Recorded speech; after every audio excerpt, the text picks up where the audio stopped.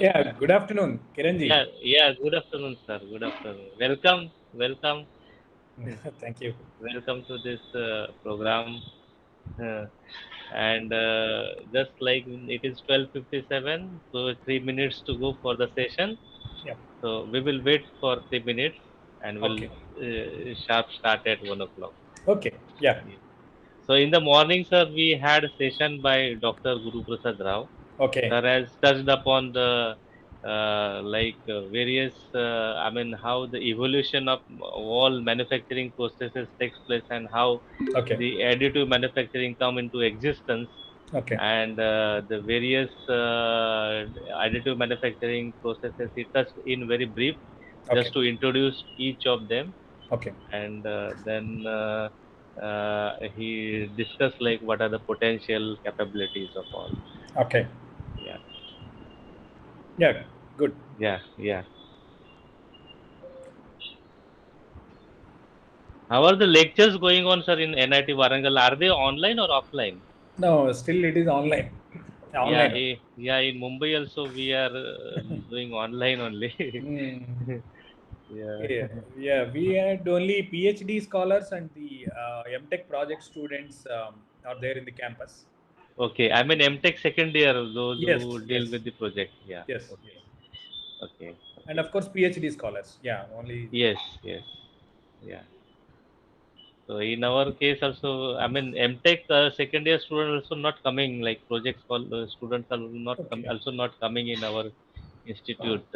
Okay. They are also working online.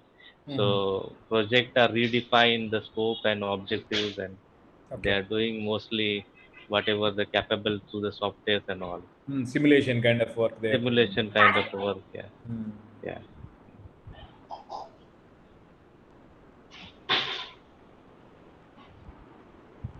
So this is in Mumbai, sir. Your college is located in Yes, Mumbai, sir. Yes, sir. city. It is in Mumbai.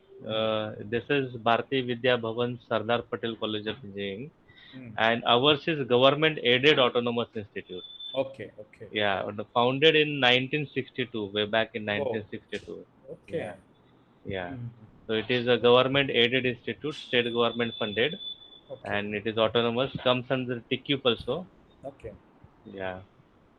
So we are having very small unit. We from 1962 we are having only three undergraduate programs: civil Okay, engineering, mechanical engineering, and electrical engineering. okay, Each having 60 as intake. okay. Yeah. So So it's the a small admission unit. admission Uh, through that entrance examination. yeah, entrance examination. Hmm. Yeah. Through the entrance examination which the state government conducts. Yeah.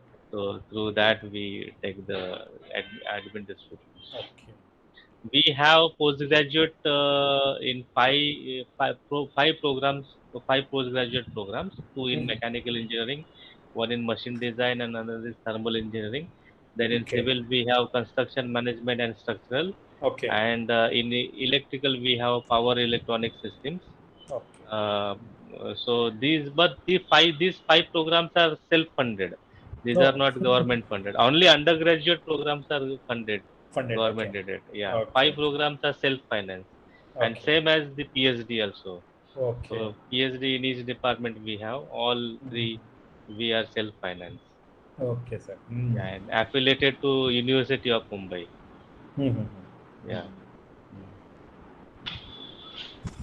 Okay, sir. Great. Good. Yeah. So over to you, organizing team. Yes, sir, we may start. Yeah, we will start. Okay, sir. Good afternoon, one and all. We welcome you again to the second session of today. It's my great privilege to introduce you all to our eminent speaker for this session, Dr. Ravi Kumar. Dr. Kumar is an associate professor in the Mechanical Engineering Department at NIT Warangal. He has published more than 60 research papers in national and international conferences and journals. He has filed one international patent and two Indian patents in the area of 3D printing. He is instrumental in setting up rapid prototyping laboratory at NIT Warangal. He started MTech program in additive manufacturing in collaboration with Central Manufacturing Technology Institute, Bangalore, first of its kind in India. He has established a world-class metal 3D printing facility at NIT Warangal.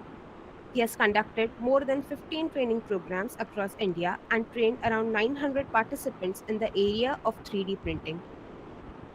Over to you, sir. Yeah, thank you for your introduction. Yeah, first of all, I would like to congratulate the organizers of this program, especially Professor Kiran and his team for grabbing the ATAL funding FDP, and that too in a cutting edge technology called 3D printing. So, and thank you for the opportunity given here to address the participants.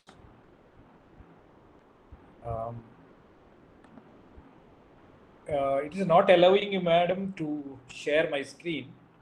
I am not sure whether my screen is visible to you. Yes, sir, it is visible. Okay, fine. Thank you. Yeah. Thank you. Yeah.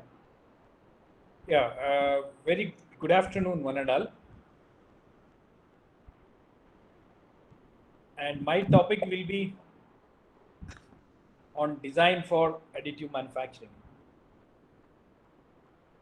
So you may come across design for manufacturing, so DFM. So as we know that the manufacturability of a particular product, the designer, whatever he designs, so the manufacturer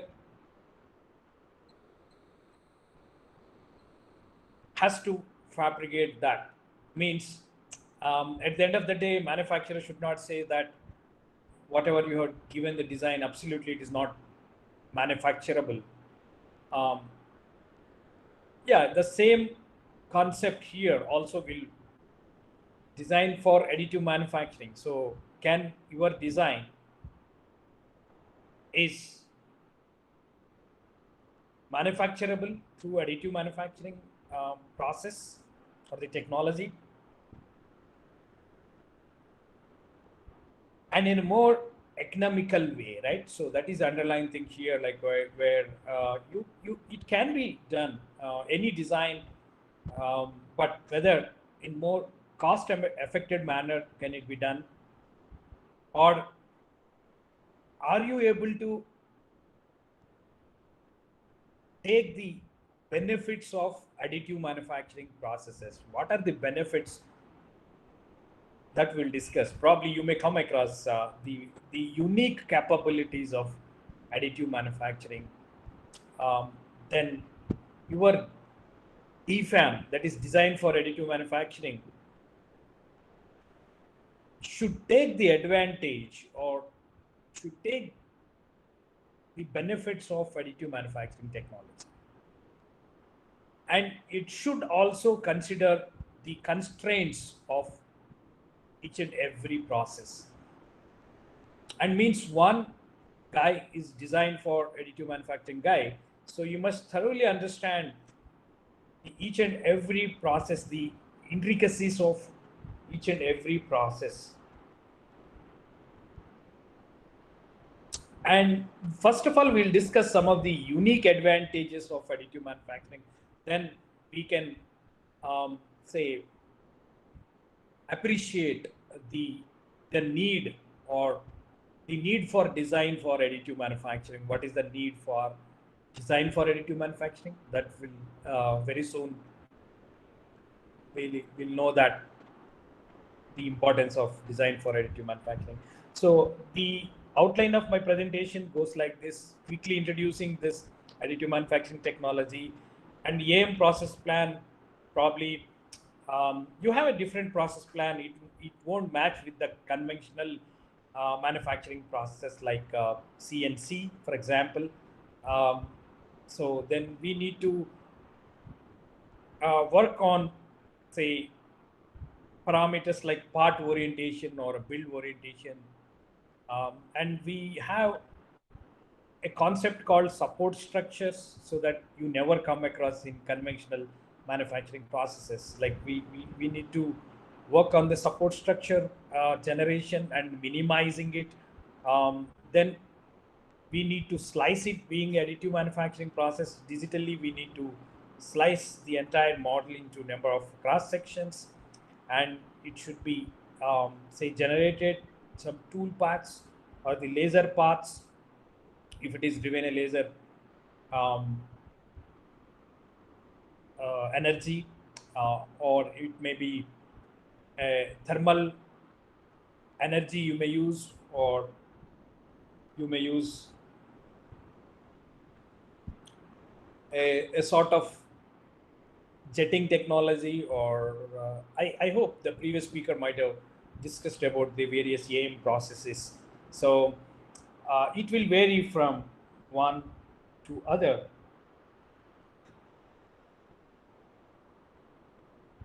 So we'll focus much on the design aspects, and that to design for additive manufacturing aspects of this. And then sometimes we need to, in the course of design for additive manufacturing, even sometimes we need to do some mesh repairing or some, say, slicing the, you have some slicer tools that we need to use this. And so you have some unique capabilities of additive manufacturing. One among is fabrication of topology optimized structures, or the fabrication of bionic designs, which it has been inspired from the nature or the biological sciences.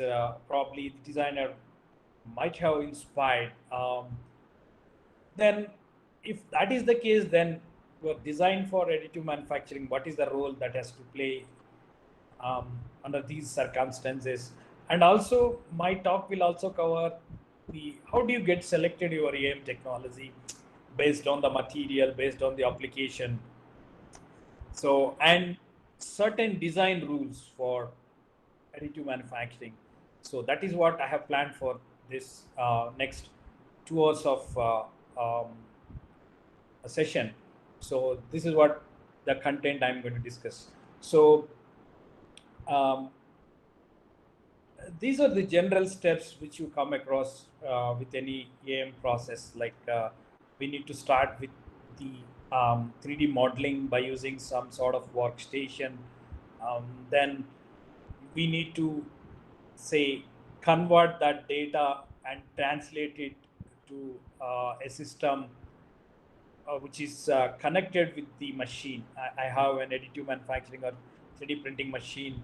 So then it has been connected with a sort of, say, system, or you have a software, an interfacing software, in that which we need to check, or we need to prepare the codes that it should send to the machine.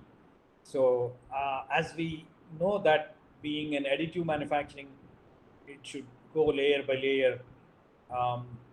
Then here, which we need to slice them into layers, the cross-sectional data, and it will be sent to the machine. So in the machine, the physical realization of all these cross sections that you digitally done the slicing and generated the codes. As for that, your machine is going to replicate them physically by using either a laser energy, or the thermal energy, or a glue, or a binder. Say it depends, but the idea here is then how your layers, the consecutive layers, are getting stick together, and within the layer, how your if it is a powder based system, how your powder particles are getting stick together or fused together. If it is a sort of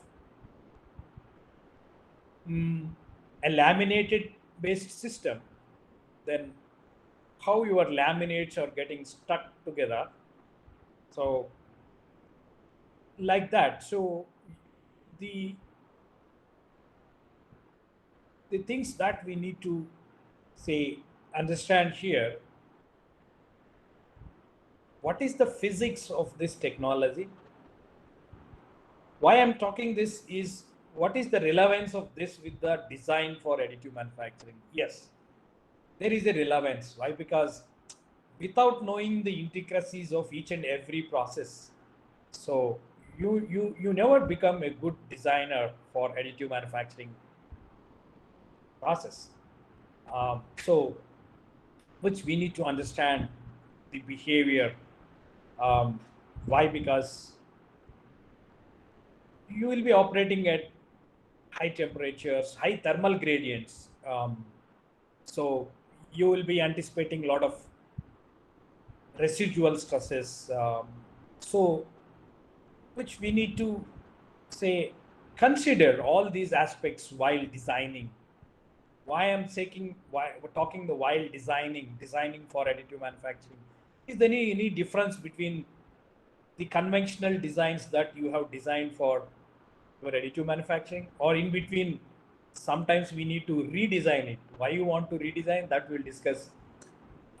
Say that may be the idea of taking the unique capabilities of additive manufacturing. Why? Because your product might not have been considered the additive perspective in your design, but once you come to additive um, domain, so we need to say check, or we need to see the constraints of the machine. We need to check the we need to follow several rules in order to do that. So then we'll discuss that very soon.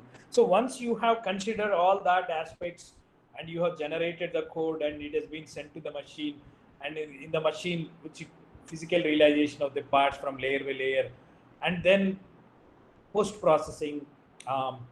So your post processing is also directly linked with design for additive manufacturing philosophy, or it will change a lot. Why? Because your post processing cost, sometimes it may goes up to 40%, 45% of the product cost. So if you are not done your design for additive manufacturing properly, especially metal additive manufacturing technology, once we are adopting it, so you know that it's very expensive technology, especially metal printing. It is undoubtedly expensive. But then what is the fun of using an expensive machines? Then how do you get compensated that? So you need to add some additional benefits to the product. Otherwise, you cannot justify just simply using or replacing a conventional CNC technology with the AM. You never get the benefits. You never get, until unless you have a sufficient good design for additive manufacturing philosophy. Then only you can able to justify that gap. Expensive additive manufacturing, as we know that, and slower process. If you compare machine to machine time, definitely it is slower than the CNC. How fast it is able to remove the material.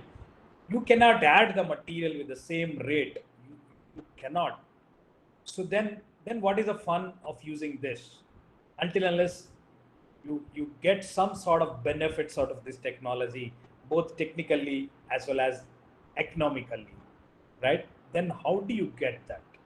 But anyway, that we'll discuss. Like the post processing, it depends on the type of process you are using it. It may be a powder bed system, or it may be so it dictates. Or it will vary if your post processing method from one to other. If it is a VAT based system, then you have to use some UV woven, ultraviolet curable woven that should be used to make your epoxy resins that has been made through AD system as 100% solid. And sometimes your metal products should be 100% density rather than 95 or 96% dense as built. So then we need to do a certain hipping process. Sometimes we need to do some heat treatment. We need to do some sometimes machining, sometimes the short pinning or bead blasting. Or even we need to do several post processing that dictates your say application, the application of the part and the design requirements, what sort of tolerances, what sort of say accuracy you are looking at. So whether it can be achievable as built, if not post processing. So with this background, then we'll see some of the unique capabilities of or the 10 mantra of additive manufacturing technology. So the first mantra, undoubtedly, the manufacturing complexities are free of cost. What do you mean by that? So it never cares any sort of complexity. Your part is 5x complex, 10x complex, but your cost may not be varying. Nominally, it may be varying, or sometimes it may not. So that's what the statement says, that the manufacturing complexities are free. So whether you are making a sort of a cylindrical design, or you have a bionic design. So the designer has totally say convinced so to go with, instead of using this is say one of the structural component which it will take some loads or some structural component. And so instead of using a straight cylindrical kind of a design, so designer might have come out with some sort of say bionic bio-inspired design, some lattice structure or some sort of lightweighting in the design. So then if you go with the conventional manufacturing systems like CNC, so it may add a lot of additional costs here than a straight cylindrical geometry to this. So but your AM, it reacts to the same whether you are going to make a cylindrical form of your design or this sort of complex design. It never cares. So the manufacturing complexity is free. So that is the unique capability of the mantra of additive manufacturing. And then variety is free. What do you mean by that? Say you can make different geometries, different dimensions altogether, but that can be done in a single go. That is the beauty of additive manufacturing. Your variety is free. So means you can produce in a single go different geometries, right? So that is absolutely not possible with the conventional manufacturing methods. We need to write a code for the individual component, but that may lead to again say more expensive. But here the variety is also free. You can make all these different geometries in a single go. So the variety is free and no assembly is needed. So you can make some 20 parts or 30 parts in a single component. Like it doesn't require any assembly at all. So means at least what we can do is you can do a lot of part consolidations in your product. So that will add value to your product rather than working with several components, right? So you have a unique advantage of that, and you have a zero lead time. Of course, the lead time. So you have a sort of logistics or supply chain involved here is very nominal supply chain rather than a huge supply chain in case of a conventional manufacturing systems. So you have a zero lead time here, which you can have another advantage, and you have unlimited design space. So this is quite interesting. So majority of the times in conventional manufacturing systems will curtail the designer's freedom, right? So designer may have in his mind, say about your product, so he might have inspired the nature or the biological designs. So the structure of the aircraft so may be inspired by adopting some lattice structure or by adapting some biological design, inspired design. So, but your manufacturing system may not be a hurdle for that kind of, say, design freedom that the designer is having, right?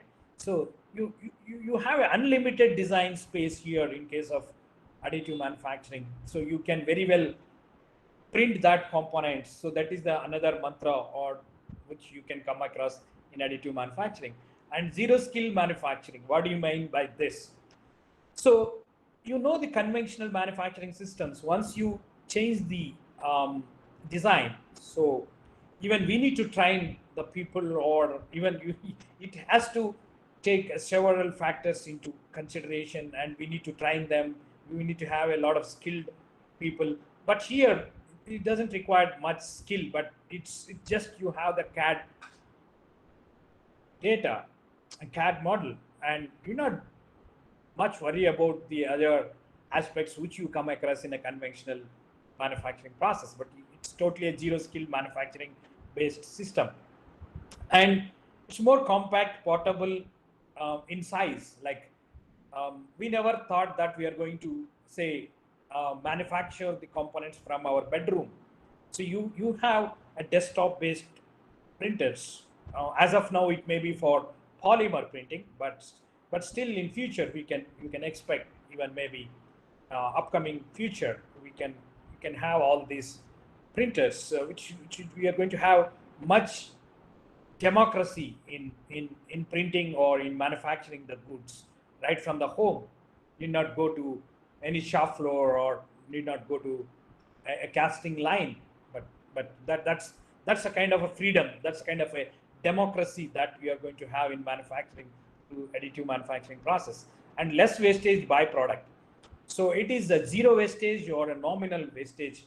That is another mantra or the benefit, unique advantage of additive manufacturing. And of course, you have a infinite shades of material that is absolutely not possible with the conventional manufacturing methods. So you can have infinite material, multiple materials, or functionally graded materials, which you can have a certain material with one of the heads or one of the nozzles or one of the systems. Then you can use one material, other material, some electronic material, or some sort of polymer, or maybe you can have such a freedom even with the multiple materials or infinite shades of materials. It's quite possible with additive manufacturing technology. And even we can precisely say replicate the physical form once you have a sort of 3D digitizing system in integrating with 3D printing technology or additive manufacturing technology. You can play with soft to hard, hard to soft. So you can have such a compatibility with the digital data to the, say, physical forms, to the physical designs, or the vice versa. So with this mantra, or with these 10 principles of additive manufacturing, so why I'm talking this is your design for additive manufacturing should exploit these capabilities. So just don't simply use the additive manufacturing technology for the sake of, say, alternative, or say instead of machining process, instead of subtractive process, and instead of formative process, if you are using this process, absolutely you cannot get the benefits of this technology. So let us see, for example, you have some sort of a manifold like this. So this manifold, on seeing this, one can understand this design is not meant for additive manufacturing. Undoubtedly, this design is meant for machining, on seeing this block, on seeing this sort of a bulk design, so one can understand this is not meant for additive manufacturing. If at all, if you want to forcefully come and request saying that can it be manufactured through additive manufacturing. So no, what I'm trying to say here is, say for example, what are all the design approaches that you can come in additive manufacturing. So one way is direct part replacement, or without changing the design as it is, the intent of this designer may be keeping in mind that it is going to undergo a CNC technology. So, but your idea or your requirement, or you are forced to reproduce the design in additive manufacturing. So, for example, why you want to do that? Maybe some circumstances, some spare parts are not there with the manufacturer. So what you never have an opportunity to change the design or the form or the fit or the functionality. So then that may be the one of the approaches. Then what AM is going to offer here. So if you are forced to fabricate through additive manufacturing this, then what sort of design for additive manufacturing approach, or your design thinking of an additive perspective. So then what should be done with this? What we can do with this sort of design is you can use the process parameters at the optimum level. That's what you can do. Why? Because you are not allowed to change the design. Design in the sense either form nor functionality or even fitment. So then if you are using simply instead of CNC to the AM, say for example, it may be consuming 4.6 kg of weight of this manifold, but you have another design approach, you want to adapt the additive manufacturing process. So then we need to change the form. Why we need to change the form? Why can't it be as it is? Why can't it be left as it is? Why? Because so you have a large masses here. If you have a large masses, you have a large residual stresses, and it will take a lot of time to build. Why? Because you have a large masses here. So you want to exploit the additive manufacturing. So you have the capability of minimizing the material, minimizing the weight of the component.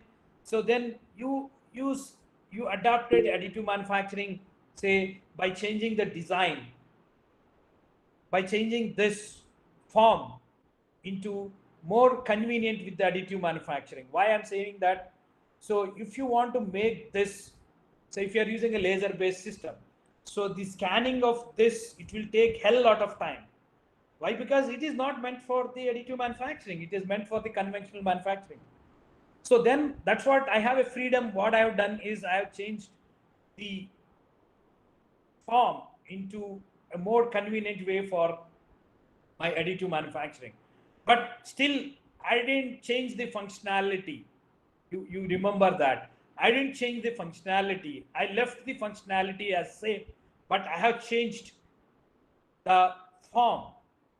So without changing the functionality, I have changed the form or the geometry. So then I could be able to save a lot of material. 4.6 kg, now it has become 1 kg only. And you have 78% weight reduction through your additive manufacturing approach. Or still you want to improve the functionality. You want to improve the functionality. So for improving the functionality, I have redesigned totally. So I have redesigned the entire manifold. So in such a way that eventually I have reduced 1 kg to 0.4 kg, and even that is 91% saving in the weight. And not only that, so it has improved the functionality, that is the fluid flow, the performance of the system has been enhanced, and the fitment is enhanced. All three, that is form, fit, functionality, has been improved. So then you have a less space is required rather than this traditional design, right? So you have a lot of benefits once you can keep talking about, once you have adapted a DFAM that is designed for additive manufacturing into your practice, right? So this is a simple example, the importance of design for additive manufacturing. To, in a single word, you are redesigning the component and taking all the advantages or taking all the benefits, unique benefits of additive manufacturing. Then only you can say that is DFAM, design for additive manufacturing. So then come to this stage, but don't reproduce the things with the design that the conventional design intent, but don't do that. You are not going to get the benefit out of this technology, right? So that is the underlying thing which we need to remember, right? So with this background, even we can extend the same discussion. So with the same manifold, say other manifold here. So where if you are using a solid block manifold, say for example, the scan time means if you are using a laser based system, so if you see the cross section in this is a block kind of a thing, so it will take hell lot of time to scan and to build this component, say 191 hours to scan this entire bulk or the huge block, a block kind of a design.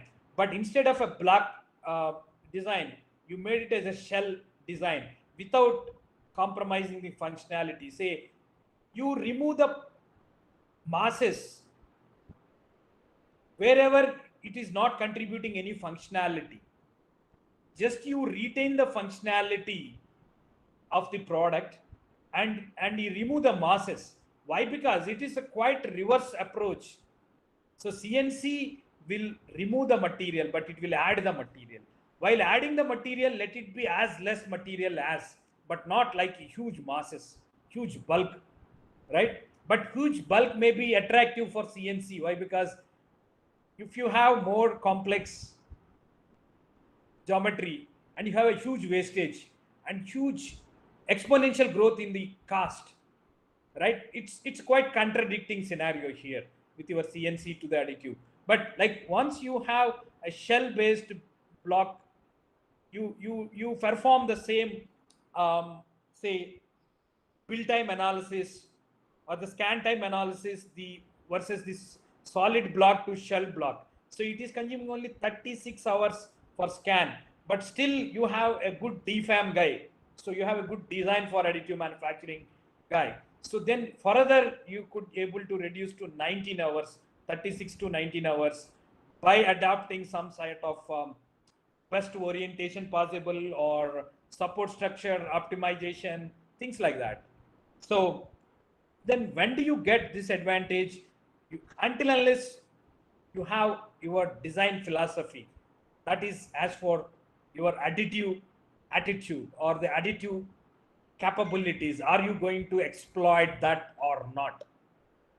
Your design is not exploiting, then you don't call that as a design for additive manufacturing, right?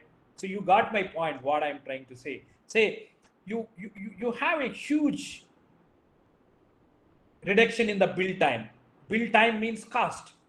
So you may be quoting, so your machine cost may be say $65 per hour is the machine charge you are going to say quote unto the customer, right? Say the material weight is 7.4 to 1.23 to 0.5 kg, which you can know the importance. The material cost also reduced so drastically here, and your cost is also reduced drastically from 15K to approximately 2K US dollars save. So this much saving in terms of cost, in terms of time, or in terms of functionality. The other important thing is your DFAM will increase the functionality of the product. So you are going to get a double benefit. You are going to improve the performance of the existing system versus traditional design to the DFAM design, and of course the cost justification, the more economic or the economics involved in it, right? So with this, then we'll go to the real scenario of DFAM. I hope you got the scope of design for additive manufacturing, what should be done, right? So in a single sentence, you can say DFAM is nothing but you are redesigning the product in all aspects, maybe form, maybe function, maybe fitment, but with the intention of increasing the performance and of course reducing the cost also, right? So with this backdrop, then we'll see the process plan of typical additive manufacturing system. Say we need to start with the CAD design to STL file. So still the STL file is a de facto standard, but some of the machines even can take like 3FM or AMF file formats, which is of much informative than STL file. But STL file, but still it is going on as a de facto standard.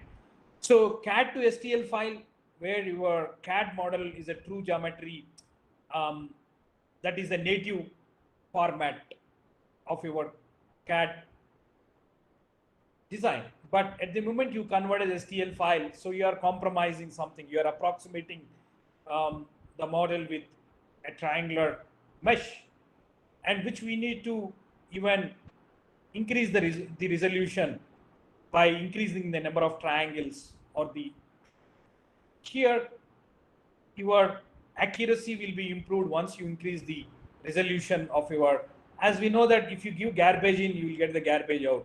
If you are giving the input to the machine like this, less accurate model, but you may be impression that you have made this very accurately as a true geometry, but at the moment STL file, so you may lose this accuracy, the resolution, which we need to at the CAD or while converting to STL file, which we need to increase your resolution by increasing the number of triangles maybe. And then further next step is to slice them. So this is for slicing. So you may be using a thicker layer, thinner layer, again depends on the range will depends on the type of technology and the material you are using it. So it depends, like say where you are slicing, which it should give and more accurate. But again, it's a trade-off between your accuracy and the build time, right? So then your DFAM will also address that. So, and even once you have generated the slice contours, and which we need to scratch hatch it, or which we need to fill that contours by your laser paths if it is a laser driven machine, or it should be extruded if it is a nozzle based technology or extrusion based technology. So which we are going to, you have a very good freedom here. You can get some other parts maybe as you wish, the sort of density or the sort of filling density you can vary. That depends on your application. Sometimes intentionally you are making a porous structures, sometimes you are making 100% dense components, or you have you can have a control over here about your mechanical properties, about your say physical properties, which you can have a control here. So you can say change your tool paths as for your requirement. So even once you have done that, say cross sections has been generated, or your code, your G code, for example, so you are something like your G code in case of a CNC, here also you have generated that code and it will be sent to the machine, right? And let us talk about the part orientation. So the orientation that you are going to build the component, so that will lead to the degree of anisotropy.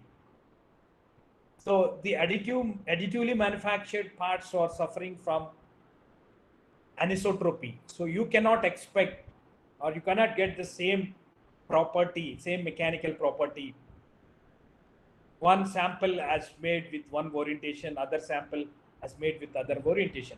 Not only mechanical property, the accuracy is also varying from one orientation to other orientation. So then you have to understand and you have to fix which orientation is the optimum orientation, right? So where you can minimize your staircase effect, or where you can minimize the errors um, while fabricating it. You cannot eliminate, but you can minimize. Why? Because by nature you are adding the material from layer upon other layer. By physics of the system, like the phenomena that you are going to adopt here is you are going to experience some sort of inaccuracy, some sort of staircasing effect, say. Then how do you minimize that, if at all? If you minimize, of course you can minimize. So then how do you get minimized that? So why? Because everything leads to cost of your part. Why? Because say your design for additive manufacturing will talk about all these aspects. Means how best you can improve the accuracy at the same time in more economical way. So then one can work on all these boxes, right? So of course the thickness of the layer thickness, the resolution of your part is also dictates your layer thickness. The layer thickness, if you go with the more thicker layer, you can quickly finish the component. Means the build time is quick. The lesser time you can do, the cost will be less. But again, you have a trade-off between your accuracy and the build time, which we need to focus on that, which we need to come out with a sort of optimal way of making use of these process parameters, setting of these process parameters. And of course, your support structure. So your support structure, once you vary the orientation, so you will have different quantity of the support which it needed. And not only the quantity of the support that it is getting consumed in each and every orientation, but how do you get remove, or how do you get remove this support material?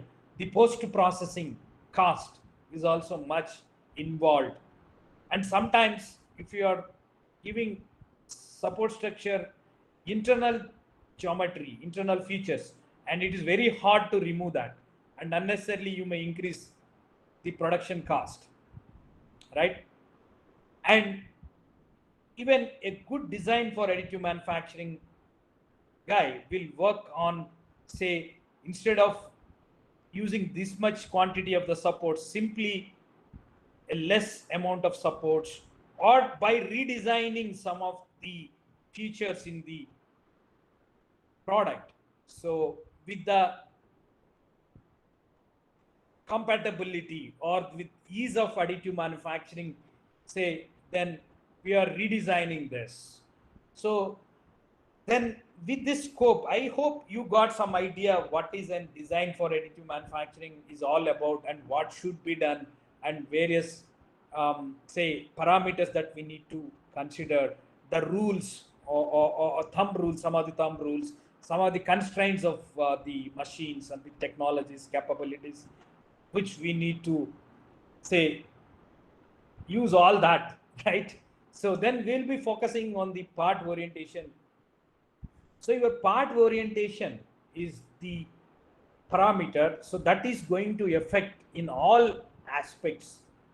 Means what? The outcome of your part, each and every outcome of your part, maybe quality, maybe mechanical property, maybe physical property, microstructural property, metallurgical property, whatnot, like say all that is getting affected by your part orientation. So by selecting a right part orientation, so that is the job of a good designer for additive manufacturing.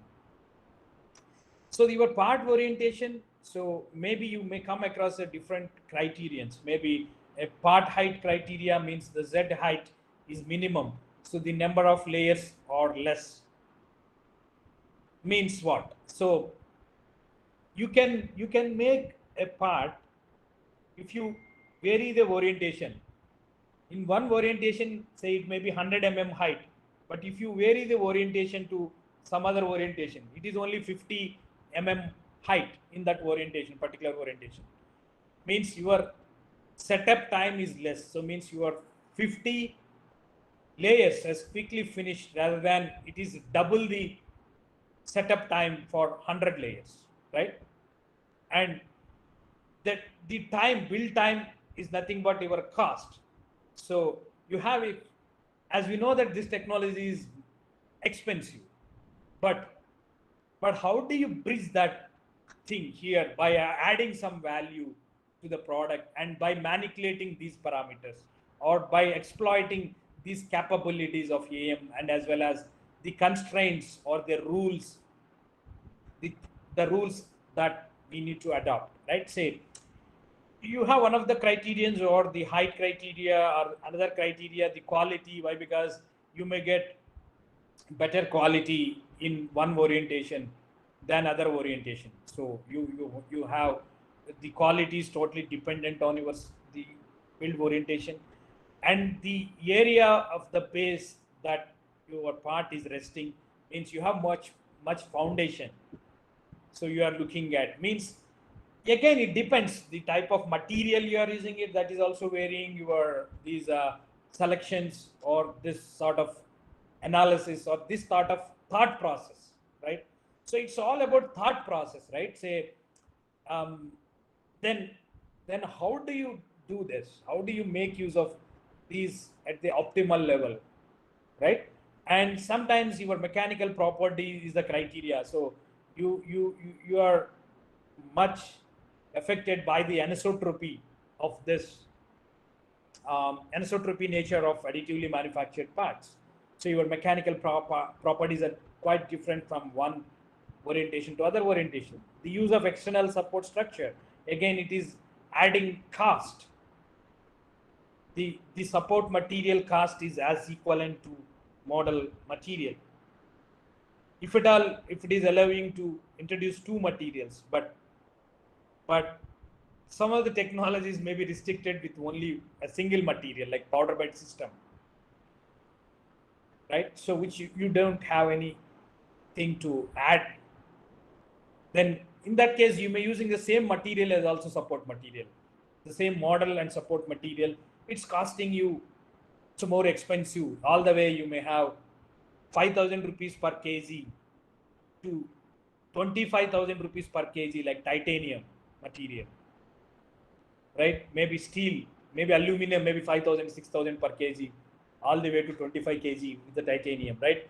You don't have a luxury to say have using this expensive materials, right? Say then how do you say minimize those costs? How do you use optimal utilization of this stuff, right? Say then that's about all design for additive manufacturing, right? Say how do you select these kind of things? Say part orientation, as we discussed the 5 criterions in the previous slide. Say you can have 5 possible orientations. Maybe one orientation may give a maximum area to the base, better foundation, or minimum area of contact with the support for less damage of your say model material. And then another important thing is which we need to understand the functionality of each and every feature that are there in your product, and then accordingly we need to say vary the orientation also. Why? Because you are suffering from anisotropy, right? So then how do you make use of how do you compensate that weakness, right? So that's the thing where we need to. And minimum height of the object, maybe one orientation, the number of layers or less, or minimum facet roughness, or minimum volume of the support. So you can prepare some sort of artificial intelligence or some sort of decision making system where you can even come out with, though you have the software which it is connected with the AM machine, so it may suggest some sort of orientation. Of course that may be the Z criteria, the minimum height criteria, but not all the times that will work out, but which we need to see the functionality of the component. So here the design for additive manufacturing, or in general, AM states that function first, material next. But it is quite reverse for the conventional manufacturing practice, right? Say, yeah. So then we can have a totally different mindset or different approach. Your conventional thinking or the conventional manufacturing mindset, it's quite no. It won't work unnecessarily. It may add the product cost, right? But which we need to think additively, right? And which we need to redesign accordingly. So I'm talking about like which you want to exploit the AIM technology. Yeah, the conditions applied. Otherwise, simply I don't want to do that. So as it is, I want to process. Okay, you absolutely you can do it, but whether you are getting the advantage of all unique capabilities of AM or not, that we need to. And of course, your build orientation is also, as I said, like surface finish. For example, you have theta is the angle that you have, say, you have oriented. So theta is, say, for example, 45 degree, and you have another sample with 30 degree, and with the x is the layer thickness. With the same layer thickness, you are trying to compare the surface roughness of one sample with 45 degree build orientation, other is with 30 degree. So obviously the sample which it has been built with 30 degree, you have more exposed area, you have more error, you have more deviation than a 45 degree oriented sample. Like where, no, my intention is like how it is getting influenced your surface finish and even mechanical properties. So you have one sample that is made with 0 degree orientation, and you have another sample made with 90 degree orientation, and see the fracture mechanics of 0 degree fabricated orientation and 90 degree fabrication sample. So totally different fracture mechanics which you can encounter. Means altogether you have different mechanical properties once you vary the orientation, right? So one can understand this importance of this sort of selection of your orientation. And these are some of the things, but even you have to, this is a thought process, like how you can say optimize these sort of things at the maximum level. And then we are talking about everything in terms of the economics, the cost of the production. So if you could able to say analyze the cost of your additively manufactured parts. So of course the total cost is pre-processing cost. What is the pre-processing cost? Say all your design for additive manufacturing. So which before you fabricate, before you generate the codes. So sometimes, just now we are talking about, we need to redesign it, or you may hire some design engineer, or you may hire some application engineer, or you may hire or bought some sort of packages to do this job, or you may hire manpower. So then your pre-processing cost is all about that sort. And your build cost, so the machine utilization cost, the machine hour running cost. So you have purchased the machine, maybe 1 crore rupee, or 1 crore, even you cannot get a 1 crore metal AM machine. It may be all the way around 1.5 or 2 crores. So 2 crores maybe the machine investment purchase cost, and maybe you may add some interest to that, maybe 5% typically. So, and then you by payback period, maybe 2 years or maybe 3 years the payback period, and running time. Why? Because not all the 100% time you are going to print. Like you have a setup time, you have other purging time, you have a preheating time, then you have a percentage of running time, and yearly our that depends the usage of your machine, and you may be fixing the machine hour cost, and then you can get your build cost and your material cost plus, let's say, um, just I said like 5,000 to 25,000 rupees from steel to titanium per kg. Like say which your material cost is also like, as I already given, saying that one approach some 10 kg, other approach 5 kg, other approach 0.5 kg.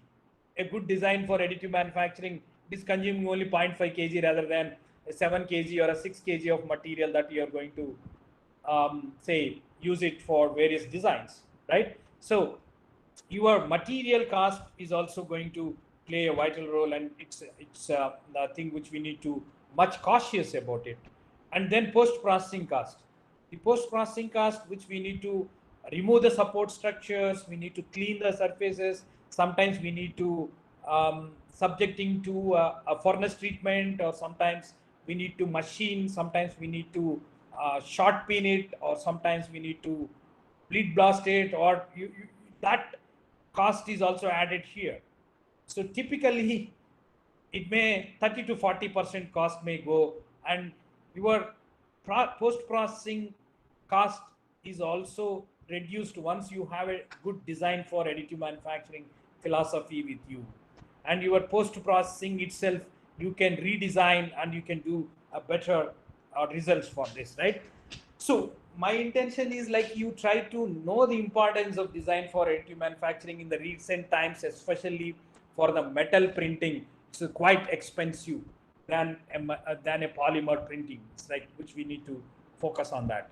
So then next thing is a support structure, right? Say where the support structure is going to play a vital role. So then how do you get generated? How do you get optimized this structure, this support structure? Again, it's a different ball game once you work with different material, right? So it will behave differently, and say which we need to focus much on this support structure as part of your design for additive manufacturing, say process is concerned. So your support material, if it is a polymer based system, you don't have much difficulty or much concern about the support structure. So, but you may have these support structures which are needed for majority of the AM technologies. I hope around 80 to 85% AM processes requires supports. So even so, either it is a powder bed system, or whether it is a VAT based system, or a material jetting, or a binder jetting, or a DED system, or whatever it is, like say which we need to have some sort of general thumb rules, which you have the angle with the vertical particular feature with the vertical thing, say some 45-degree, the overhang angle may dictate your whether it needs some support or not, right? So of course you do have a certain open source softwares to do this job for assessing your support structure and minimizing the support structure accordingly. um, then you have a simplify 3D or Cura, and this is meant for only the DIY kind of a printers, like say you have some extrusion based system like FDM or FFF kind of a thing. But if you are working for metals, definitely we need to have certain proprietary softwares that it should be adopted for this sort of supports that it should be. But what is this support structure is all about? So the support structure, so broadly you can classify the support structures into three different support structures. So you have a platform or a substrate. Say on top of it, you will be starting with a certain number of layers with the support without damaging your directly if you are printing your model right from the first layer. So then how do you get detached, and while detaching you may damage your surface, right? In that case, which you may use some kind of a separator kind of a supports initially on top of this say platform, and you have a main support.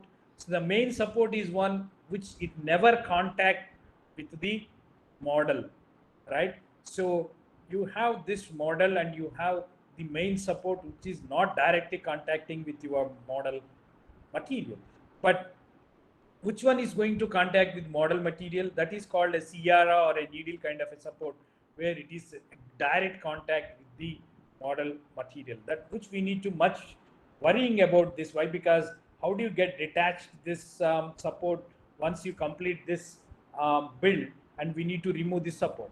So if it is a polymer, then you have either a breakaway or a solvent kind of solutions which you can even dissolve it, these supports. Or if it is a metal based system, you have this is also metal and this is also metal and made out of the same material.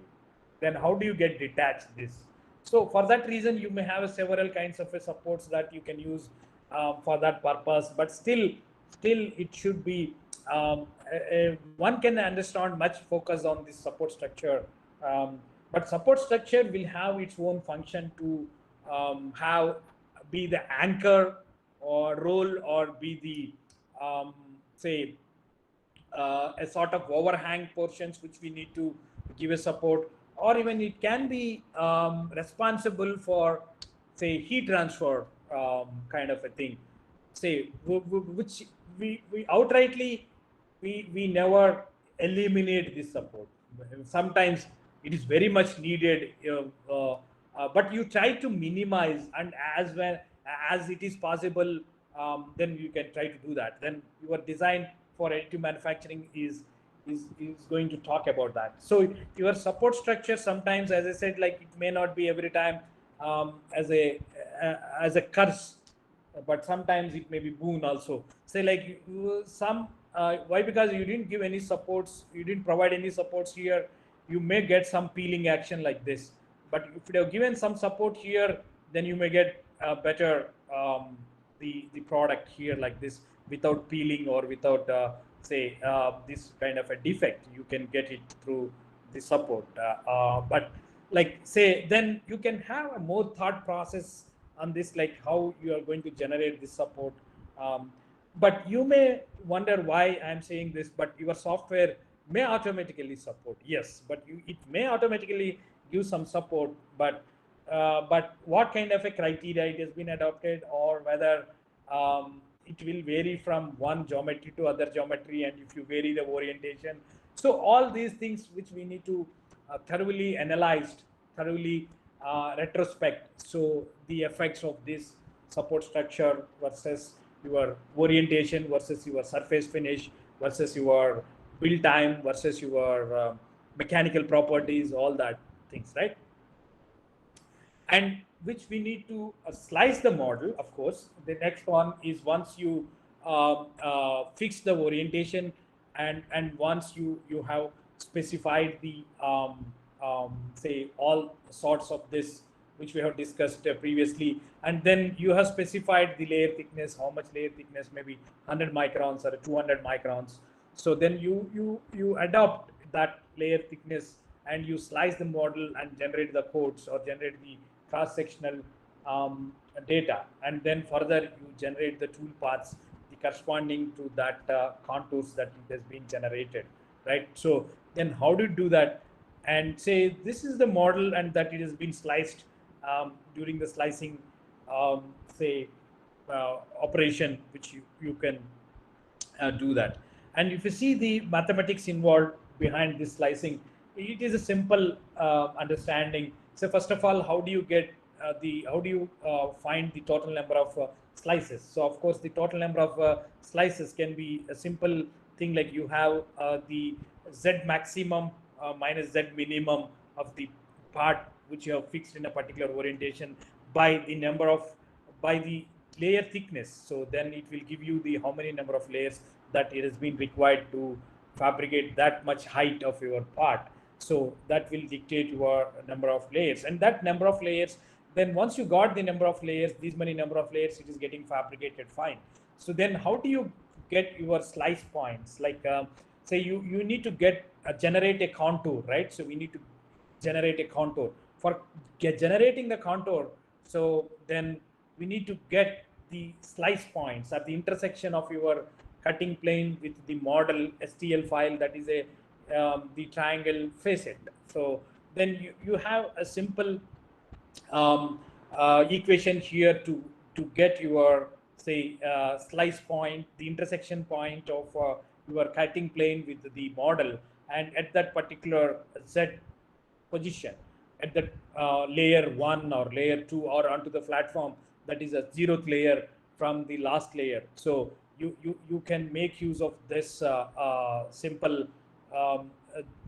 geometrical equation, like where this is what I'm talking about. See, you have the model and you have the slicing plane, and it starts from the Z0 to Z maximum with an increment of layer thickness, maybe 100 microns or 200 microns or whatever it is. So then you will be getting an intersection point here with the previous equation, the simple equation, which you could able to get an intersection point of the plane with the straight line or the side of the triangle, because it's a STL file. So you can get that say contour intersection points, and you have the two possible options. Either you join clockwise or either you join in anti-clockwise. Maybe you have a particular notation for that. Maybe that belongs to that facet, or that triangle belongs to an external feature of your product or internal feature of your product. So then that will dictate your the sense of joining of that. So you have the outer contour has been say traced, and we need to fill it up with your laser scan paths or your tool paths, basically, which we need to do that, right? And before that, even we need to identify certain peak features. What do you mean by a peak feature?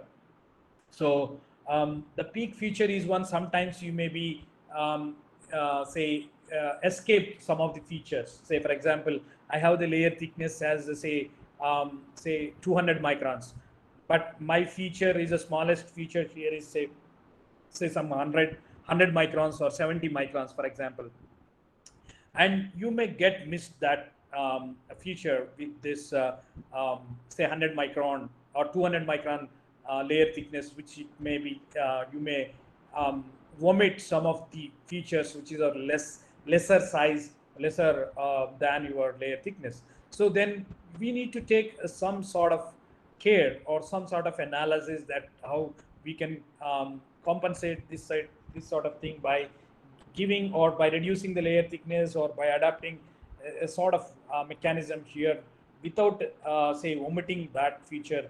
Then that is also job of your design for additive manufacturing guy, which we need to take care about these features. And once you got identified the peak features, and once you got the contours, or then how your contour data has been organized means, so you take at a particular slice or particular cross section where you may find say for example one of the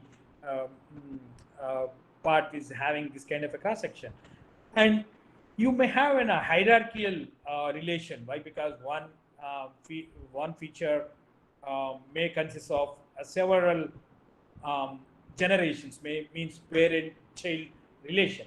So in that case, which we need to organize that data, internal, external contours, identifying them and putting it in a hierarchical manner.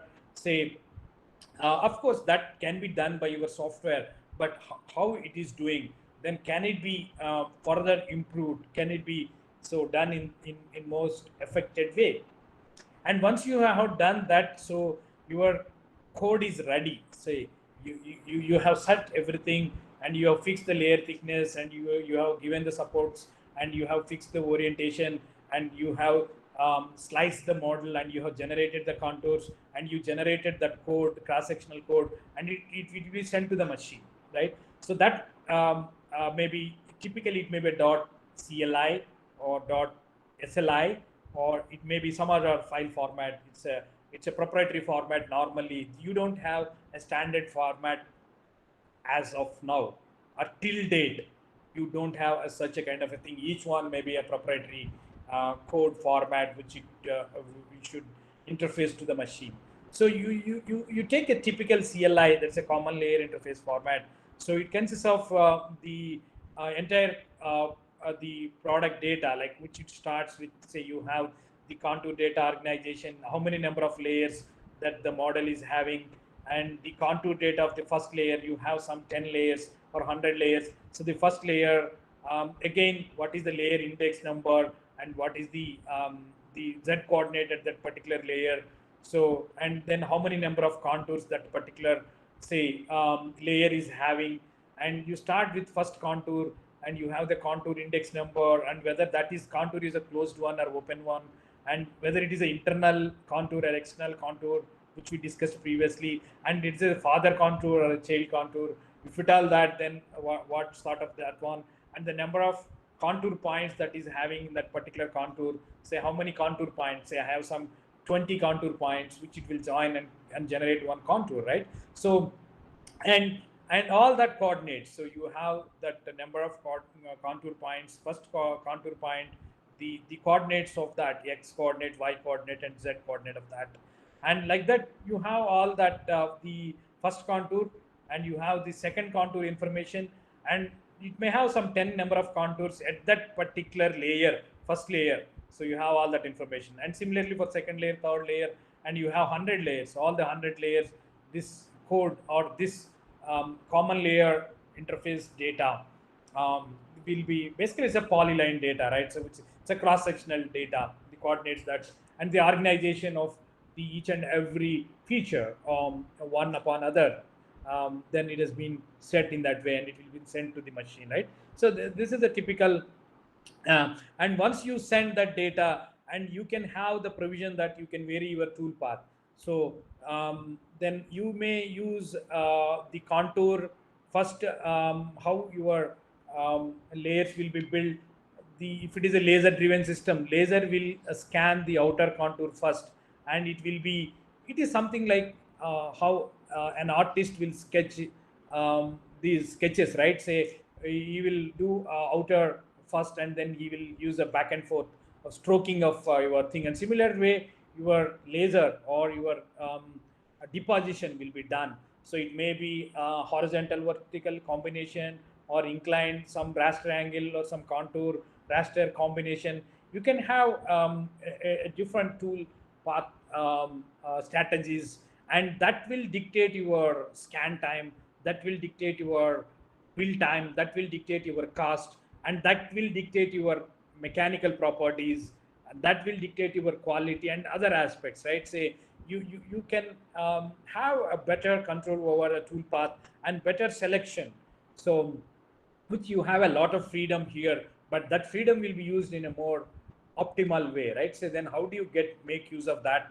The toolpath generation could be done in such a way that you can get your design for additive manufacturing is say this is directly relating your geometry or your design, right?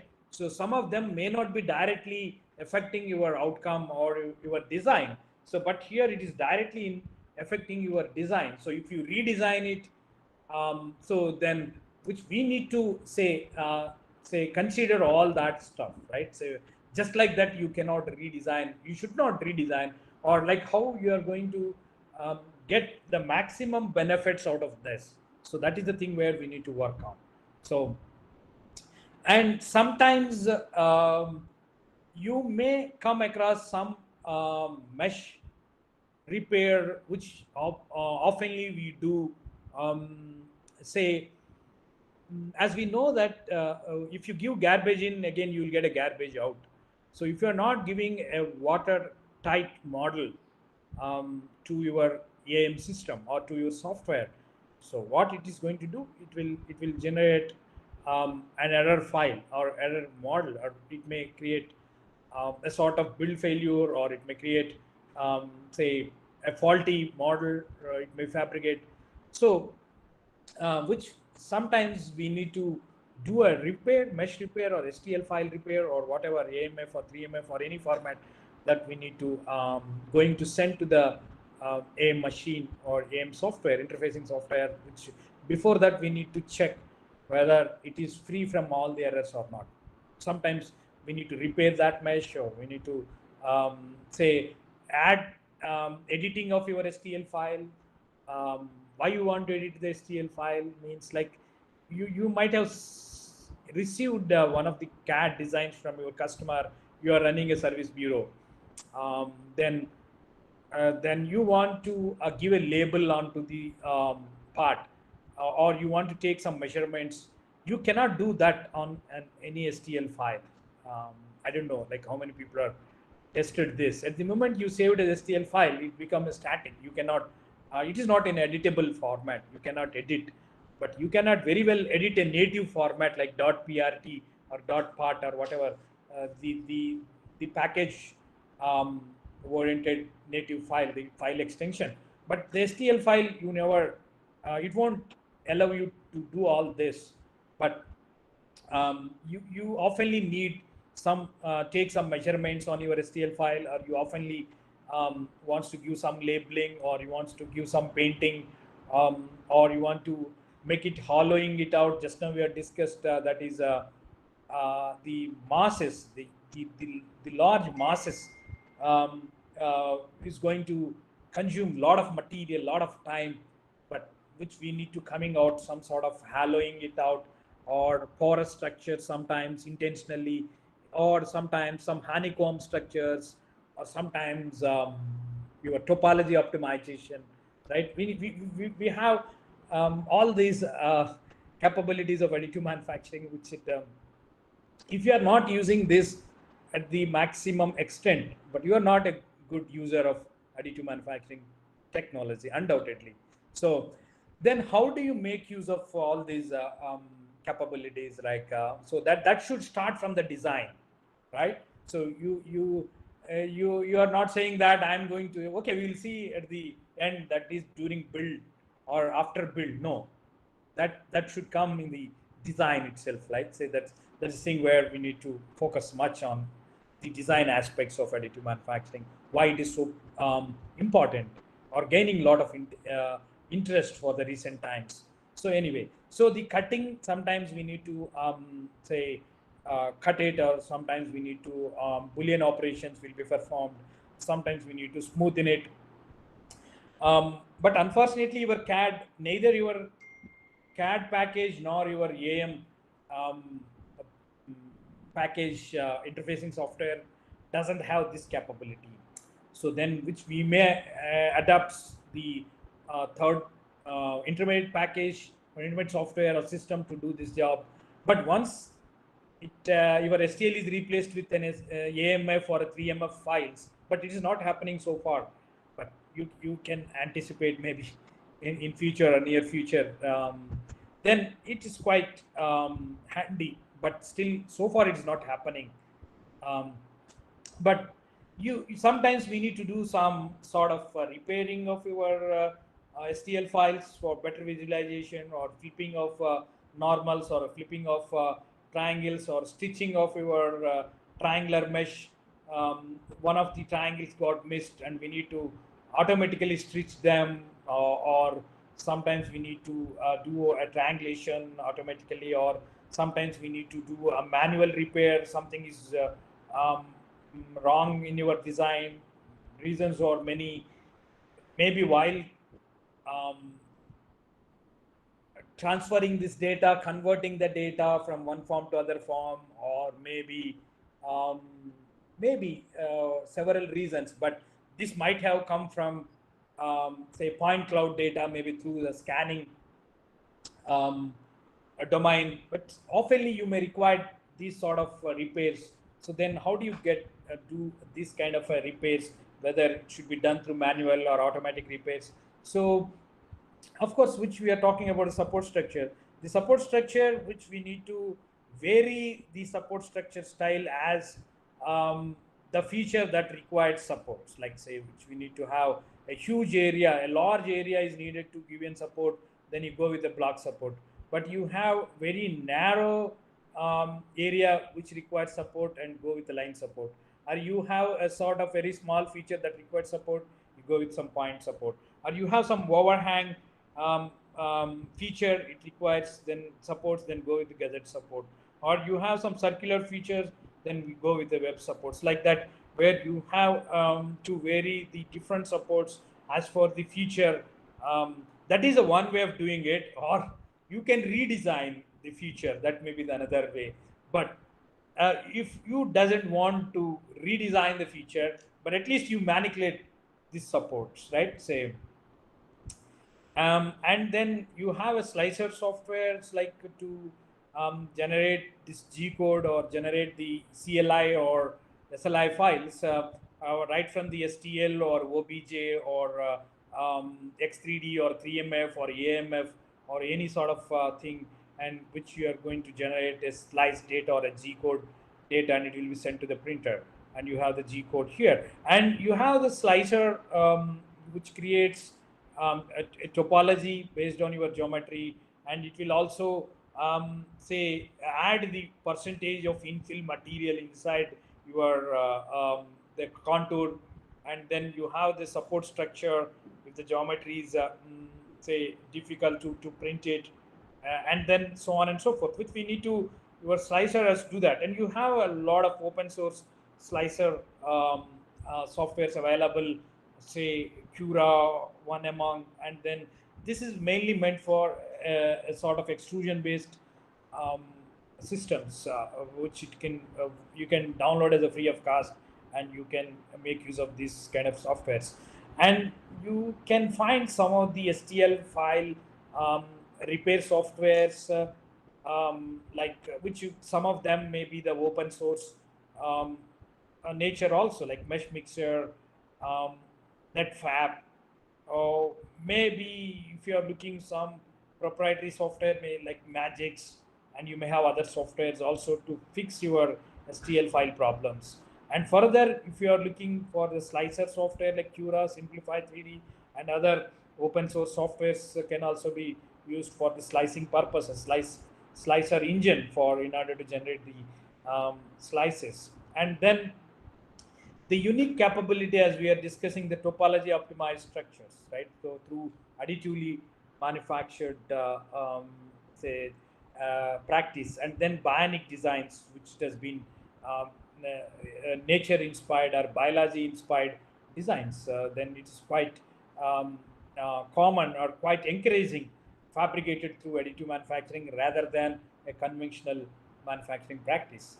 So you may come across several tools nowadays to have a topology optimized structures or the bionic designs, or a sort of generative designs, right? Say, if you see this scenario, you have a parametric design followed by generative designs.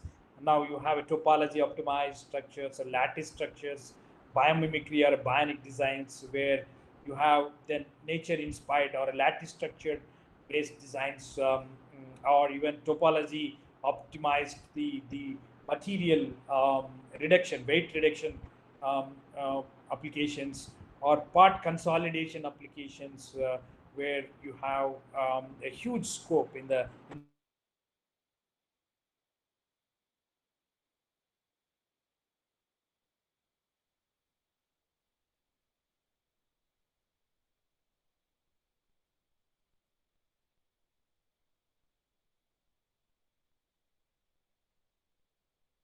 topology optimized structures or lattice structures or the bionic designs. How do you get fabricated, right? So that's thing where AM is shining, right? Under all these say applications like um, and you may find certain topology optimized softwares like Altair OptiStract, and you may have other softwares also to perform a topology optimization. So you can create your design space and you apply the constraints and you scoop out all the material, so without performing or contributing any functionality in your product, and without compromising the functionality, rather than with the improved functionality, right? And even improved, say, utilization of the space, more compacted area, the less volume it's going to consume, rather than the traditional design approach, right? So you can keep on talking about these aspects, like which you can talk about, right? Say, and say your build simulation softwares for AM, that is quite obvious. Why? Because as we know that especially for metal systems it is quite expensive. Then how do you you don't have a luxury to waste these powders or running hours together onto the machines, but we don't have a luxury, and if something goes wrong, just you need to have some sort of simulation, some sort of multi-physics oriented modeling, so to predict some distortion in your while fabrication. Say we need to predict some sort of say definitely you have a lot of residual stresses inside within the layer or within at the interstitials. So then how do you say tackle that, and which you have some sort of a simulation system which it can even compensate it, getting compensated this distortion or the shrinkage sort of defects which you can normally you come across. Why? Because you are operating at high temperature gradients, right? So that is the biggest issue or the biggest challenge in any. You may be operating all the way to 1200 degrees C or 1500 degrees C, or even that is going at the fraction of seconds, or maybe within the milliseconds or within the seconds which it is going. That like where we need to take much care. Otherwise, you maybe end up with a sort of defects, right? And which also it also your simulation studies will also suggest some sort of distortion compensations, or so it will also suggest the best support structure generation, and it also minimize the risk of printer damage, to recoater damage, to minimize the number of build tryouts, or which also it will predict the post processing effects like heat treatment or hipping or support removal and so on and so forth. So we have orientation is going to play a major role, which we have been talking about, and support configuration, and which we have a lot of say distortion kind of a things problems due to residual stresses and plastic strains, all that things. Maybe it depends again type of material, whether it's a polymer or metal, or within the metal you have several metal material, these the metal alloys. So all the way which we need to even say take care about all these things which we should consider all these things, and you simulate it, and better you can save a lot of time, a lot of money, or you can minimize a lot of defects um, uh, in this course, right? So even you can have a simulation softwares like from ANSYS, Additive Print, 3D Systems, 3D Expert, and you have other say from Hexagon, Simufact, Autodesk, Netfab, some extent it will do, and Sim Center from Siemens. And you have a majority of the systems from work for the metal AM system, that were powder-based, powder bed fusion system. But still, you have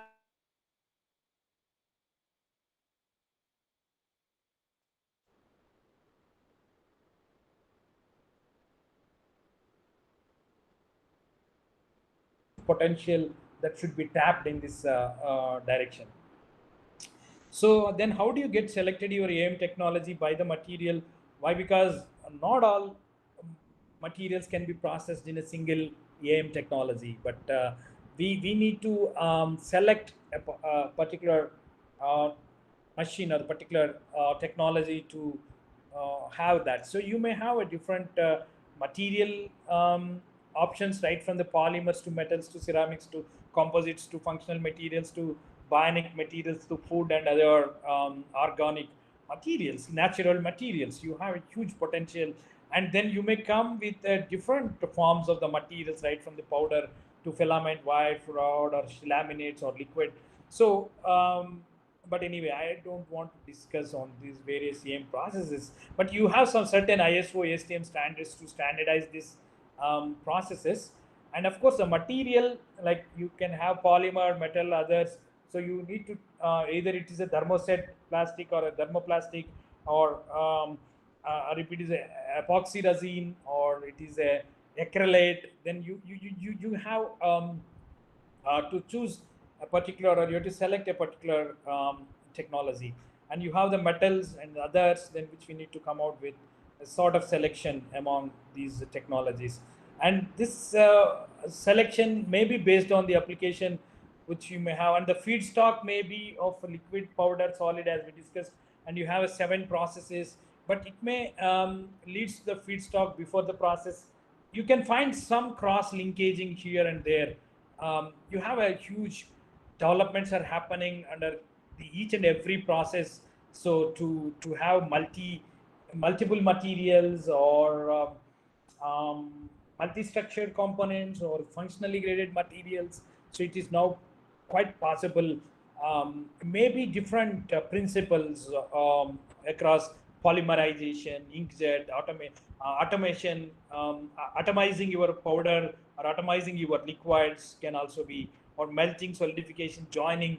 You may have a different principles and different ASTM or ISO classified systems. And basically you have, say, functionality is your application, functional application, whether form fit applications you are looking for, and what is the tolerance that you are looking at, the low level tolerance, medium level, high level, and we need to choose an appropriate machine. You may not be getting these on a single machine, or if not, you need to do some post processing. Otherwise, if you have some choice of options to choose, and then you can go with these options, maybe high strength, maybe less than 30 MPa or greater than 85 MPa, then use and choose an appropriate technology. And special purposes, chemically resistive, heat flammable, or biocompatible, you need to choose an appropriate and flexible flexible material for some sort of applications, highly elongative or a soft rubber kind of a thing, or even for visualization application,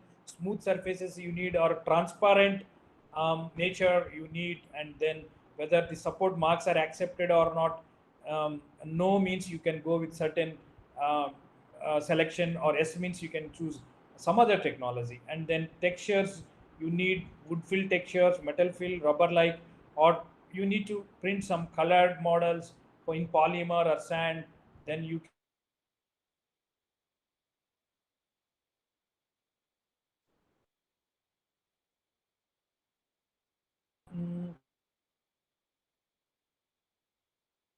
to process.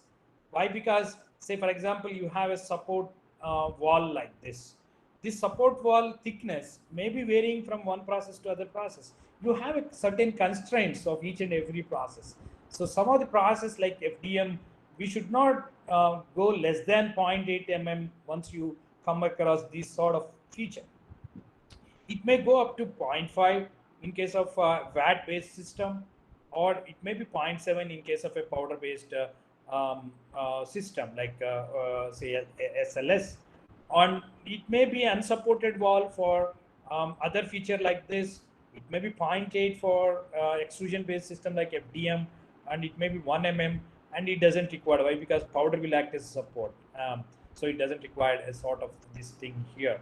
And then support and overhangs, the angle may be varying from process to process. So it may be 45, or supports are always required for SLA. You cannot eliminate powder bed; it doesn't require any supports. Like, so, which we can see that each feature may be process dependent. Like, then how do you fix, or how do you say your design for additive manufacturing is all about? So we need to thoroughly know about these constraints of each and every process, each and every feature on which machine, and accordingly we need to redesign sometimes your product designs, right? And then you have some embossing or engraving details, and you have a certain values which we need to follow. That values, that numbers will be varying from process to process. And you have some horizontal bridge kind of a feature, then we should not go less than 10 mm if you are processing on extrusion based system. but it doesn't matter. Why? Because you have a vat of liquid here as a surrounding, but you have powder here. That's what it doesn't. But FDM, it is as for the demand, it is supplying. So like DED is also same thing for metal printing. But see, like, which we need to understand each and every process and each and every constraint in each and every feature, right? So then what is the minimum hole diameter that you go with each and every process, right? So it may be 2 mm, it may be 0.5 mm, 1.5. So it will vary from process to process. You cannot generalize these features, right? This is about the three processes, and you have another three processes, the same features, which you can see the different values. So then that's what where we need to have these design rules thoroughly. You must understand. Then only you will become a good design for additive manufacturing user, right? And you may have some connecting or moving parts, so which it have some mating parts. So then what could be the tolerance that you're going to, or we need to say give some space, right? Say 0.5, 0.5, maybe 0.3, and you have escape holes. The escape holes you need not for FDM, so because as per the demand it is depositing it, but a liquid surrounded or a powder surrounded, which we need to evacuate that powder, otherwise it will be there inside your model, right? So it will add some weight to, or you are not you doesn't want to leave that inside. Then we need to provide some escape holes. So then what is the minimum size of the escape hole? So it will vary from process to process, and you have a minimum feature of this sort, maybe 2 mm for FDM, 1.2 and zero point 0.8. Why these different values? So why? Because FDM is a mechanical based system, like in a nozzle, and you have the thermal energy. But whereas a stereolithography or a vat based system or a powder based system, you have a laser and the optics controllers, optics driven system. So where it may be more precise, right? So you can get that's the thing where we need to know about these constraints. And you have a pin diameter, maybe 3 mm, 0.5, zero point 0.8, and tolerance maybe plus or minus 0.5, 0.5, 0.3, or whatever. Say, which we need to say, look all this. Then only you will become a good user of additive manufacturing technology. Otherwise, not. So simply, it is not just migrating from the say conventional subtractive or formative process to AM. No, altogether you have to have a different mindset and different thinking process. Your design thinking is totally different, right? So this is what quite long time, maybe 1.5 hour, 1 hour 40 minutes you have been talking about these things, right? And even the same features, if you want to say produce through other processes, like which you can see all these values. And further, for anybody is interested, you can refer some data handbooks available on this, which you can refer certain um, websites like a 3D hubs, or you can refer other resources where you can get all these information. Or even you can go visit the Purdue uh, University's C Lab, where they have come out with a sort of design for additive manufacturing as a workflow. So just you can say supply your design, and say they have made weightage, or they have given some matrices for each and every area. Like they have divided the the the, the design into the complexity wise, the functionality wise, material removal wise, unsupported features wise, thin feature, stress concentration, tolerance, geometric exactness. So they have come out with a sort of, just you evaluate your design. Say just you evaluate your design and get the score of each and every category. And if your overall score is say 8 to 15, so it doesn't require any changes at all. But your score is around 16 to 23. So there will be a moderate, say, likelihood of the success of your printing. Then if your score is a bit 25 to 32, so we need to consider for the redesigning of the product. This is not as for the additive philosophy. Probably it may be the other philosophy, but once you want to use it, then definitely you may consider for the redesigning. But your score is quite big figure like 33 to 40, then definitely we are not ignored for the need for the redesign, say, which we need to say come out with this sort of evaluation of your thing and then get it, and accordingly we need to do that, right? Say, then before concluding this session, like, say, what is the scenario of your the standards, why you are talking about the standards means, say, it is very tough every time saying that say so more complex, the more freedom, so it may leads to a lot of complexity or lot of what you call say your additive manufacturing is meant for a lot of customization, personalization, right? And it's much attractive for complex geometries and part consolidation and minimizing the weights. You have several design freedoms in case of additive manufacturing, but that may sometimes restrict um, the sort of standardization process. But though the standardization come a bit later, why? Because AM journey has started 32-year back, but your ASTM ISO for F42 committee and forming for a sort of uh, developing the standards for AM, that has been initiated 20-year ago, means you have 10-year gap. For the past 20 years also, hardly you can find around 35 to 50 ASTM or ISO or combined standards, or in total as published is around 35 to 50, but it's less number.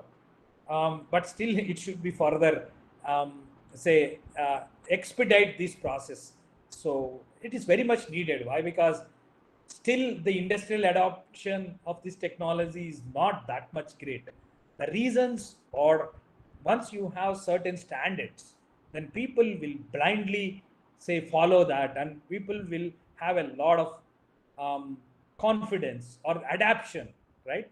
So anyway, that is a big subject to be discussed and say debated. But anyway, so you have ISO ASTM terminology standards, or the design related standards, or fabrication related standards, or feedstock related standards.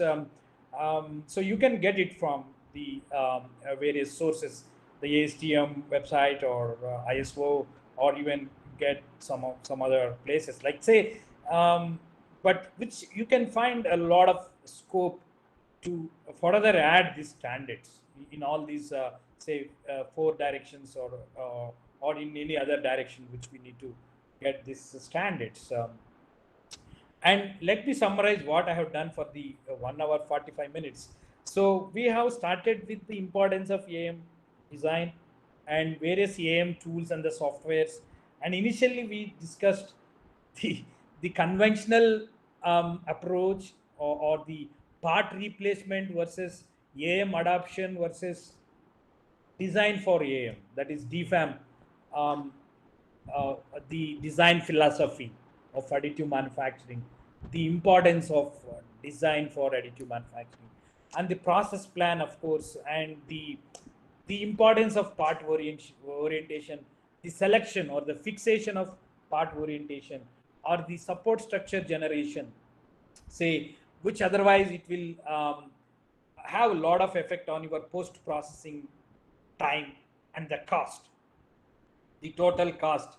It's going to badly affected by your support structure and part orientation, mesh repairs, why when you want to do and how do you do this mesh repair, and slicing, tool path generation. So that we thoroughly discussed under this process plan of AM.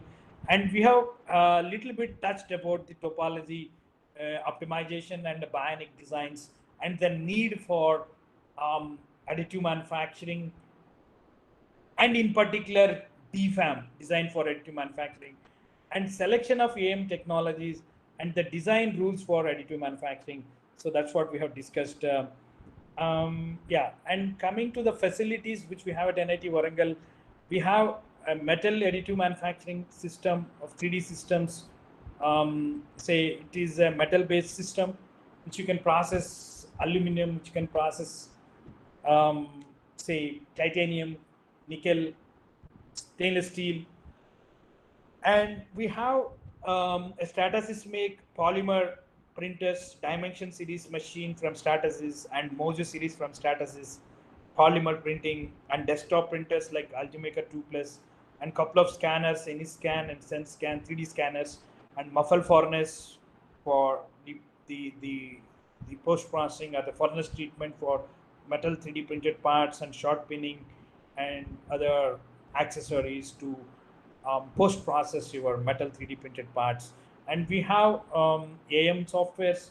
So we have a Mimic software for processing of medical image data, like DICOM images, and say Magic software for repair of STL file, and then generating some tool designs for AM, and then thematic software for designing the medical implants, and we have Catalyst software for say pre-processing of products for Stratasys make machines, and 3D Expert for metal powder-based system, powder bed system metal printers for even modeling of supports, simulation, multi-physics modeling. So things will be done under the 3D Expert software. So these are some of the facilities we have at NIT Warangal. And yeah, if you are having any questions, I'm very happy to answer those questions. Then yeah, I'm concluding my talk here. It is over to you, the organizers.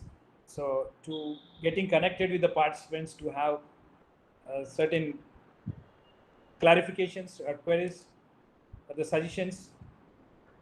Yes, sir. Okay, participants, any questions? Please unmute yourself and ask the questions.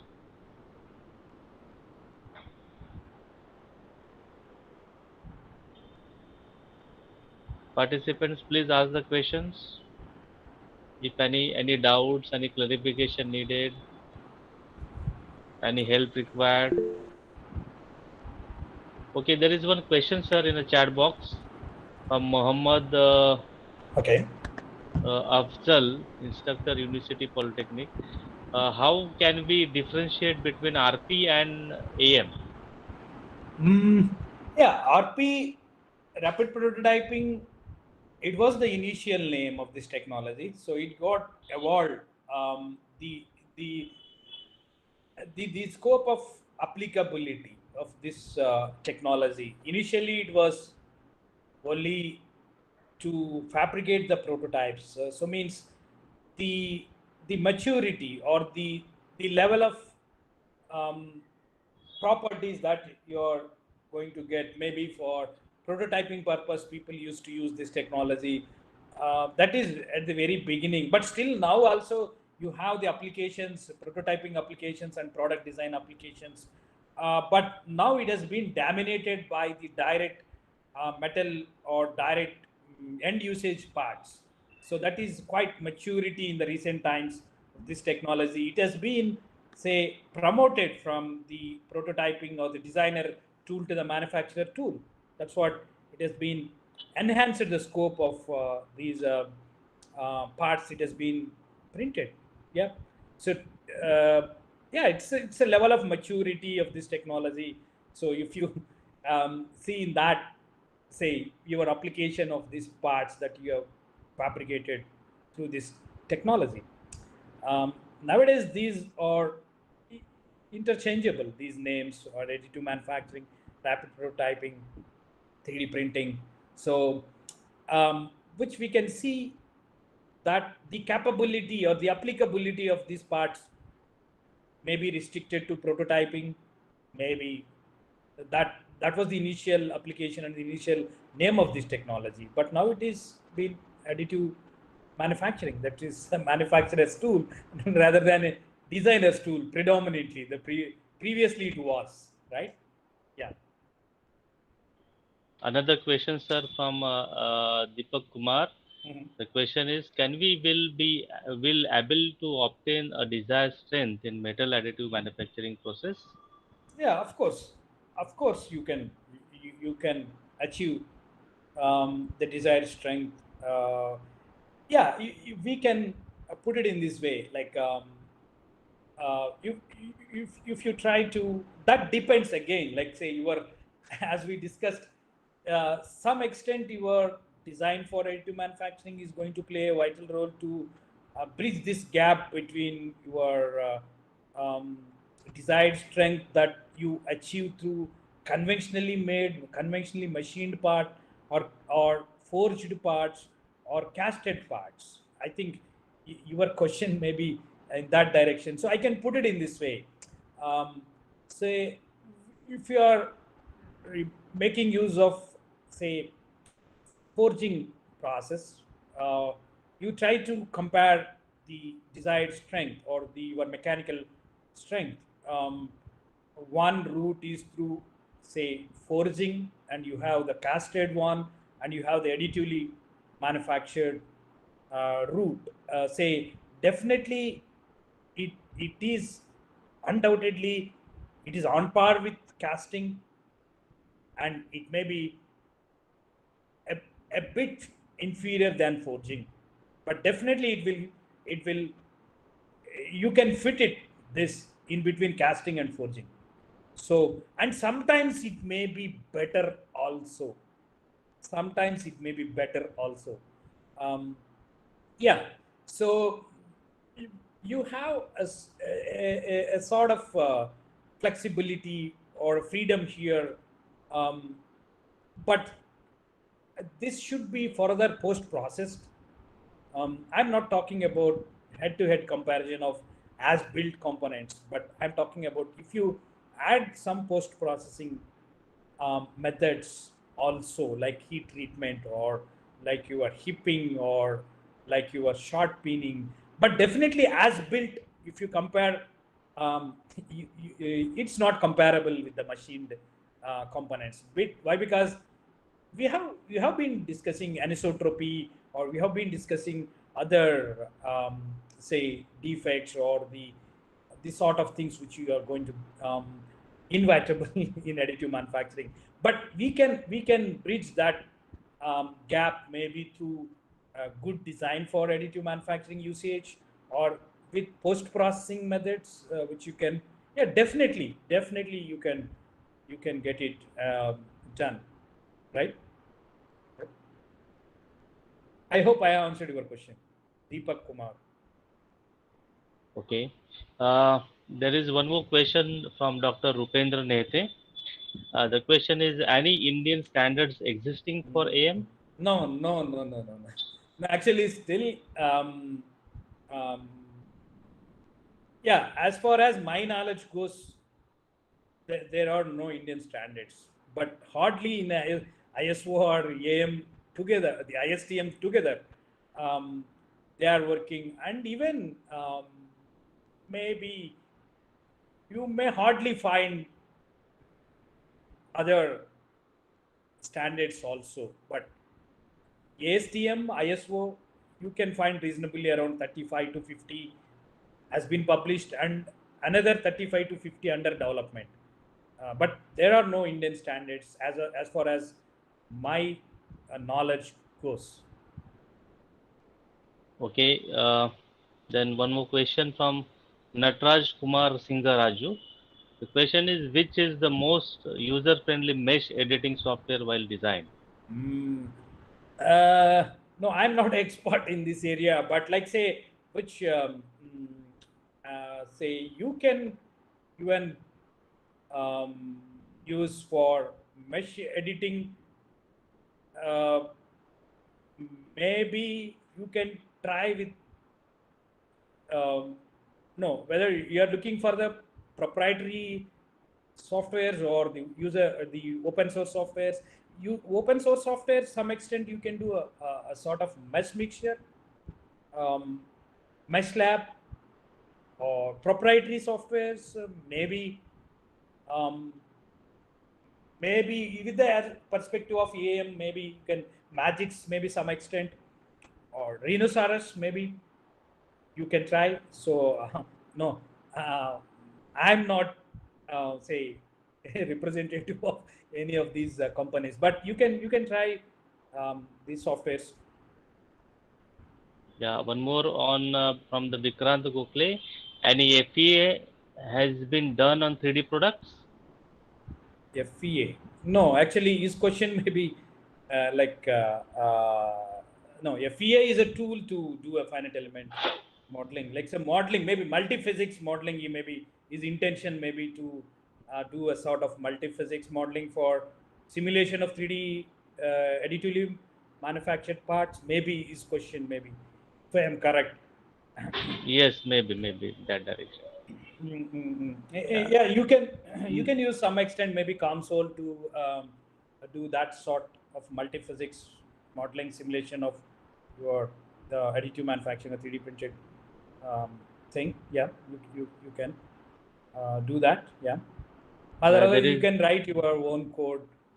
Maybe you can Yeah, use yeah. that. Mm. So that's a different domain analysis, Mm. finite element Yes, analysis. yes, Yeah. yes. One help required from Muhammad Afzal. Uh, so he is asking, may I get any help from you, sir, in the conversion of any scanned micro CT data into 3D CAD model? Actually, we never try that micro CT data, but we have been working on a DICOM images can also easily done with the 3D CAD modeling. Micro CT, uh, but no, that depends. Like say, what sort of data you have, yeah, which format that is. So definitely, we will try to do that. You can connect me personally, like yeah, we will check the possibility of that. Yeah, yeah, DICOM, we can do that. Yeah, yeah. So, Muhammad Afzal, I would like to tell you that we have one participant with us for this program, Dr. Rahul Sherekar, who has worked on this Typhon and the micro CT data, scan data. So, you can connect with him as well. Yeah, So, this network also can be helpful for you. So, the Rahul Sherekar is in this group. You can find out his details from the participants list, which I will be sharing with you, so that you can get his detail and you can connect with him. Okay. Uh, okay. So there is no more questions, sir, as far as the chat box is concerned. Any question? yeah, they can ask orally Yeah, yeah. also. They can ask orally also. Yeah. Any other questions? Any help required? Any suggestion needed for your work? Please unmute yourself and ask freely.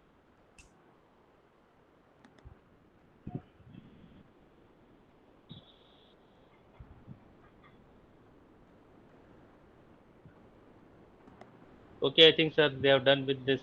We have done with this question answers. So thank you very much, sir, for your wonderful talk on design for additive manufacturing. You have covered nicely all the aspects of it. Like I mean, introduced to many aspects such as part orientation, slicing, support, orientation, and all these things. So it was wonderful to listen to you on this particular topic, and really this helped this would have helped all the participants working in this particular domain. Thank you very much, sir. Thank you very much. Yeah, thank you, Professor Kiran, for the opportunity. Yeah, I will be. Yeah, I will be sharing that PPT. Yeah, yeah, I will Yes, be sir. sharing. Yeah, Will you can organize share this. Yeah, PPT. Yeah, with me, I can share with all the sure. participants later on. Yes. They are going to have the test at the end, so Sure, sure. that will be based on the Yeah, yeah. talks which we had in this Yeah. program. I have another talk now. Then I will Yeah, yeah, share you the have. both. Yeah, you Yeah, can share both at yeah. one time. I Yes, mean, yes, after your second talk. yes, yes. Yeah. Thank you very much, sir. Thank you. Thank you Thank very you. much. It was wonderful talk. Thank Thank you you. very much, sir. Thank Yeah. you for the opportunity, and thank you all for Yeah. your patient listening for the 2 hours. Thank you. Thank you. Thank you. Bye bye. Okay, bye bye, sir. Okay, so feedback link is there in the chat box for this session. You can you can give your feedback, and the very important part is the next session is going to start after 15 minutes. We are going to have with us Dr. Sarvana Kumar from IIT Madras, and he is going to talk about the advances in 3D printing and applications. So be with us. We will have this short break of 15 minutes. Do come in 10 minutes. That is very important to avoid the last minute rush. Okay, then. Bye.